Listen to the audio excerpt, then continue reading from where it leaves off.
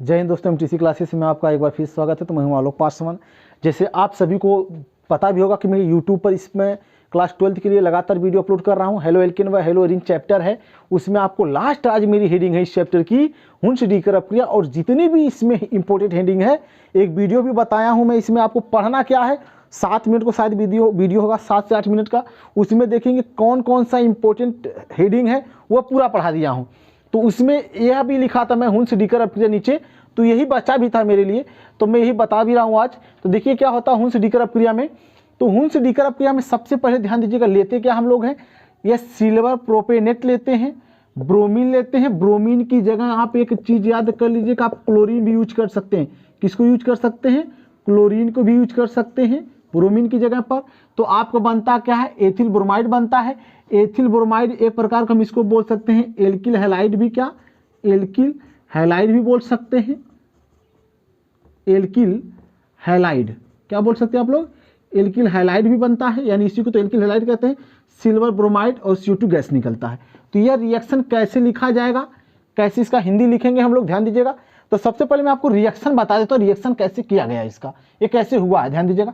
देखिए सबसे पहले यहाँ लिखा गया है CH3 CH2 COOAG लिखा गया बाबू, ध्यान दीजिएगा।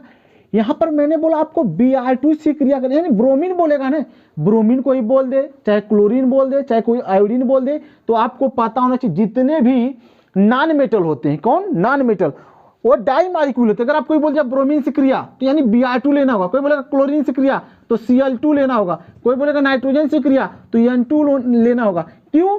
क्योंकि यह अधातु है, यानी नॉन मेटल्स हैं। जितने भी नॉन मेटल्स होते हैं वो डाई मालिक्यूल, यानी इनके पीछे दो लगता है। अगर आपसे कोई बोल देगा सोडियम से क्रिया, तो आप कभी सोडियम का सिंबल Na होता है, कभी Na2 नहीं कर सकते, क्योंकि जितने भी मेटल होते हैं वो मोनो एटॉमिक मॉलिक्यूल होते हैं, मतलब सिंगल में लिखा जाता है, अकेले लिखा जाता है। अगर Mg से बोलेगा तो Mg धातु है ना, तो Mg2 नहीं लिखेंगे, जब भी लिखेंगे Mg लिखेंगे। अगर कोई आपसे बोल दिया ऑक्सीजन से क्रिया, तो आप ऑक्सीजन क्या अधातु है ना, O से नहीं O2 से क्रिया करेंगे, क्योंकि क्या है, अधातु है।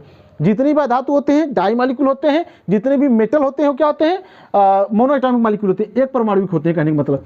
तो यानी ध्यान दीजिए, ब्रोमीन से क्रिया करने के लिए बोल रहा, तो ब्रोमीन अधातु है तो Br2 लिखा जाएगा। अब ध्यान दीजिएगा किसकी प्रेजेंस में है, CCl4 की उपस्थिति में गर्म करते हैं, ध्यान दीजिएगा। तो यानी देखिए यहाँ पे Br2 है ना, इसका मतलब देखो यहाँ पे क्या है, 2 ब्रोमीन है कि नहीं, कितना ब्रोमीन है, 2 ब्रोमीन है, मान के चलिए आपस में ऐसे जुड़े हुए हैं। तो आपको पता है कि इस बांड को हम लोग पहले ब्रेक करेंगे तभी तो जुड़ेगा, यानी इस बांड को जब आप ब्रेक करेंगे तो देखिए 2 है ना, किसी एक पर माइनस चार्ज आ जाएगा, किसी पर एक क्या हो जाएगा, प्लस होगा, बांड हो जाएगा ब्रेक। आपको ब्रेक करने का रूल होता है, इधर एरो जाएगा माइनस, जैसे बांड है ना, जिधर एरो जाएगा माइनस, पीछे क्या प्लस, तो बांड हो जाता है ब्रेक। अब ध्यान दीजिए, एक पे माइनस दूसरे पे प्लस। अब क्या होगा, तो इधर ध्यान देंगे, इधर हम किसको ब्रेक करेंगे, इधर हम हमेशा मेटल को ब्रेक करते हैं, मेटल के हाथ से, देखिए मेटल है कि नहीं, तो यहां से हम ब्रेक करेंगे ऐसे। जब इसको हम ब्रेक करेंगे बाबू, तो Ag पे क्या होगा, ध्यान दीजिए, यह धातु है कि नहीं, Ag पे प्लस होगा, O पे क्या होगा, माइनस होगा। सबको पता है Ag पे प्लस, O पे माइनस। अब ध्यान दीजिएगा, तो माइनस वाला प्लस के साथ तुरंत आके जुड़ जाएगा, तो यानी माइनस और प्लस, यानी AgBr क्या होगा, एक साथ आके जुड़ जाएगा, तो AgBr बाहर चला जाएगा कि नहीं, एक साथ निकल गया। अब ध्यान दीजिएगा, फिर ये प्लस वाला है और ये क्या है, माइनस वाला है। ध्यान दीजिएगा बचेगा कौन तब, CH3 CH2 COO, इस पे क्या था माइनस, इस पे क्या है प्लस, यह वाला यहां से आएगा, इसके साथ जुड़िएगा तो हो जाएगा Br। अब पता क्या होगा, यहां पर देखिए फिर क्या होता है, यहां से जब इसको हम हीट करते हैं तो यहां से CO2 गैस, देखिए कौन सा गैस, CO2 गैस क्या होता है, बाहर चला जाता है। कौन सी गैस, CO2 गैस बाहर चला गया मेरा। जब CO2 गैस बाहर चला गया, तब ध्यान दें ना, यहाँ पर प्लस आ जाएगा, इस पे क्या होगा माइनस, तो यह फिर आके यहाँ आ जाएगा, तो क्या हो जाएगा CH3 CH2 Br। देखिए यहाँ मैंने लिखा है CH3 CH2 Br, तो क्या बन जाएगा बाबू, CH3 CH2 Br। तो रिएक्शन समझ में आया कैसे हुआ, कि ऐसे रिएक्शन हो जाएगा बेटा। तो आपको बोलना कैसे है, अब आप इसको हिंदी में कैसे बोलेंगे, क्या लिखेंगे, ध्यान दीजिएगा। बहुत सिंपल रिएक्शन था, एक बार प्रैक्टिस कर लीजिएगा, हो जाएगा। अब देखिए इसको बोला जाता है वसा अम्ल के सिल्वर लवण भी बोला जाता है इसको,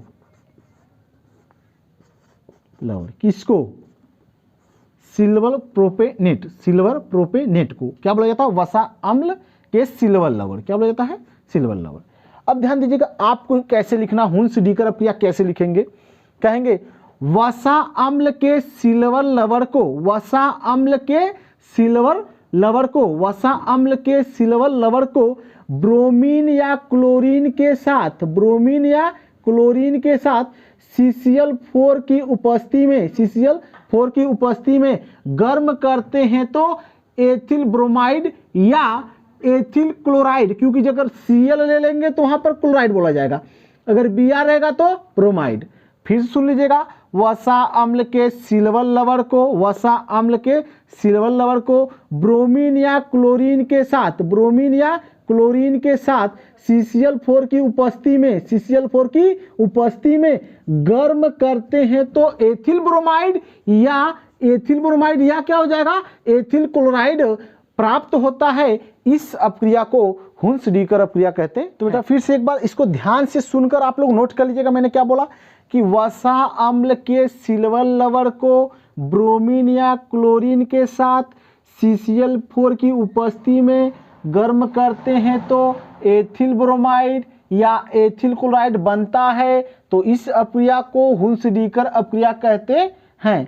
तो आज के लिए बस इतना ही, तो मिलते हैं नेक्स्ट वीडियो में, तब तक के लिए धन्यवाद, जय हिंद।